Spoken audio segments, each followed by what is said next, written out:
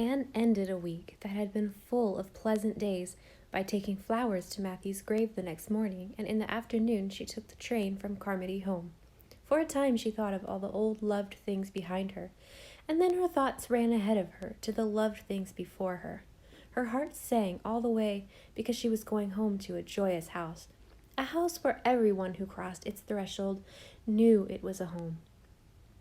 A house that was filled all the time with laughter and silver mugs and snapshots and babies, precious things with curls and chubby knees, and rooms that would welcome her, where the chairs waited patiently and the dresses in her closet were expecting her, where little anniversaries were always being celebrated and little secrets were always being whispered.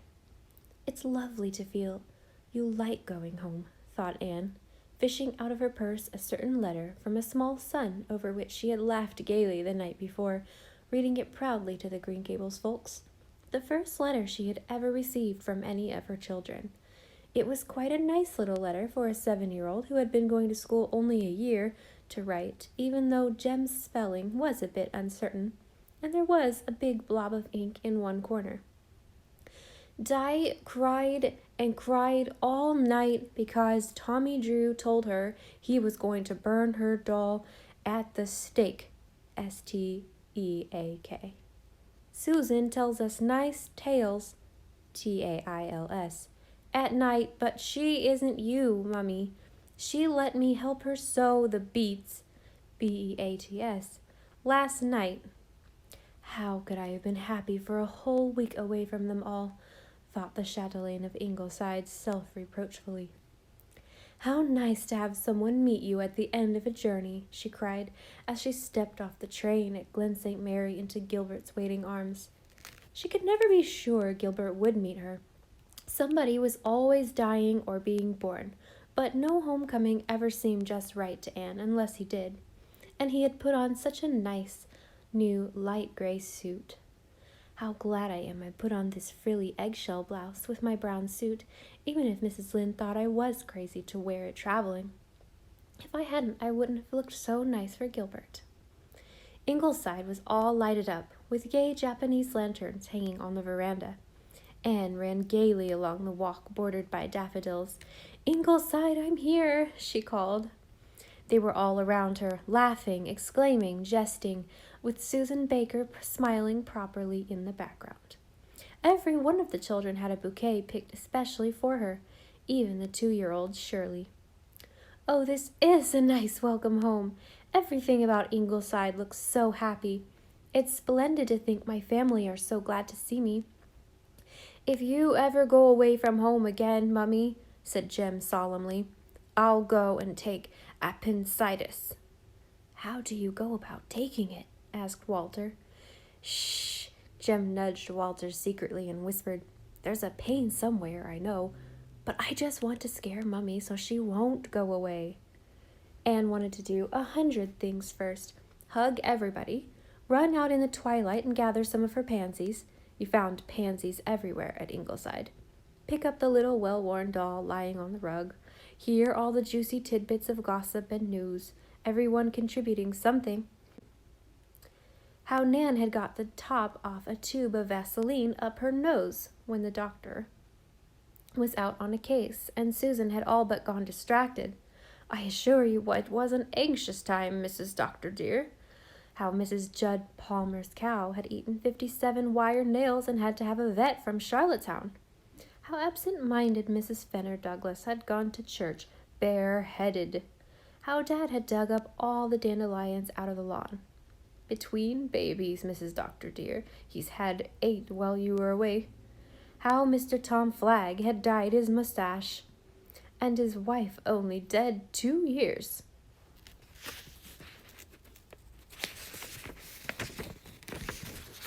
How Rose Maxwell of the Harbor Head had jilted Jim Hudson of the Upper Glen, and he had sent her a bill for all he had spent on her. What a splendid turnout there had been at Mrs. Amasa Warren's funeral. How Carter Flagg's cat had had a piece bitten right out of the root of its tail. How Shirley had been found in its stable, standing right under one of the horses.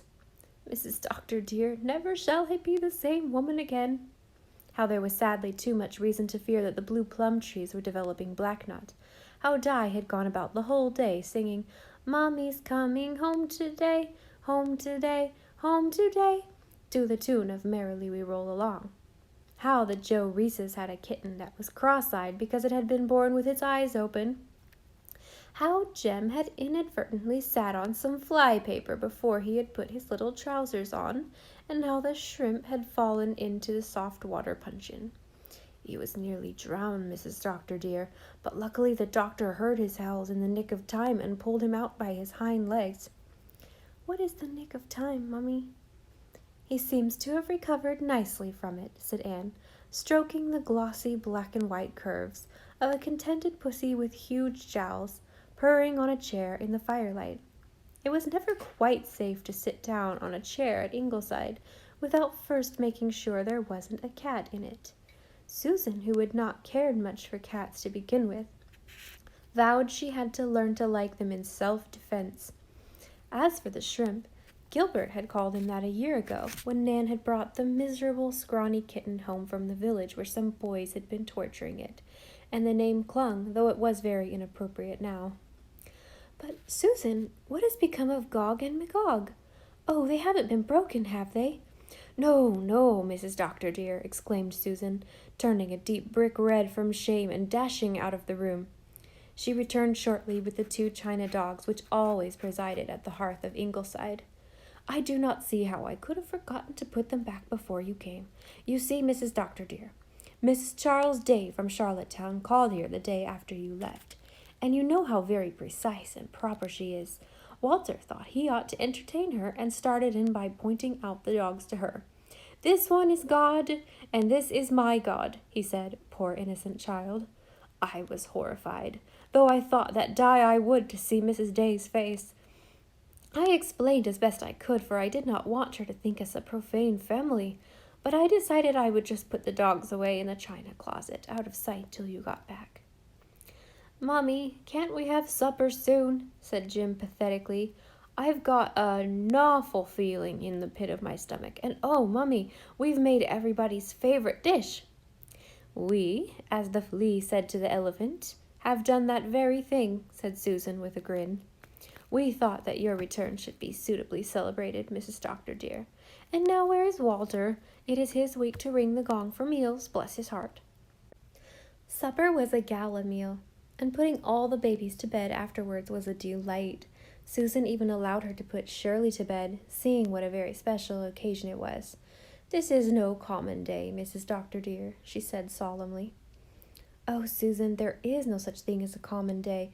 Every day has something about it no other day has. Haven't you noticed?" "How true that is, Mrs. Doctor dear. Even last Friday now, when it rained all day and was so dull, my big pink geranium showed buds at last after refusing to bloom for 3 long years. And have you noticed the calceolarias, Mrs. Doctor dear?" "Notice them? I never saw such calceolarias in my life, Susan. How do you manage it?" "There, I've made Susan happy and haven't told a fib. I never did see such calceolarias, thank heaven." "It is the result of constant care and attention, Mrs. Doctor dear. But there is something I think I ought to speak of. I think Walter suspects something. No doubt some of the Glen children have said things to him. So many children nowadays know so much more than is fitting. Walter said to me the other day, very thoughtful-like, 'Susan,' he said, 'are babies very expensive?' I was a bit dumbfounded, Mrs. Doctor dear, but I kept my head. 'Some folks think they are luxuries,' I said, 'but at Ingleside we think they are necessities.' And I reproached myself with having complained aloud about the shameful price of things in all the Glen stores. I am afraid it worried the child. But if he says anything to you, Mrs. Doctor dear, you will be prepared." "I'm sure you handled the situation beautifully, Susan," said Anne gravely, "and I think it is time they all knew what we are hoping for." But the best of all was when Gilbert came to her as she stood at her window, watching a fog creeping in from the sea, over the moonlit dunes and the harbor, right into the long, narrow valley upon which Ingleside looked down, and in which nestled the village of Glen St. Mary. to come back at the end of a hard day and find you. Are you happy, Annest of Annes?" "Happy." Anne bent to sniff a vaseful of apple blossoms Jem had set on her dressing table. She felt surrounded and encompassed by love. "Gilbert, dear, it's been lovely to be Anne of Green Gables again for a week, but it's 100 times lovelier to come back and be Anne of Ingleside."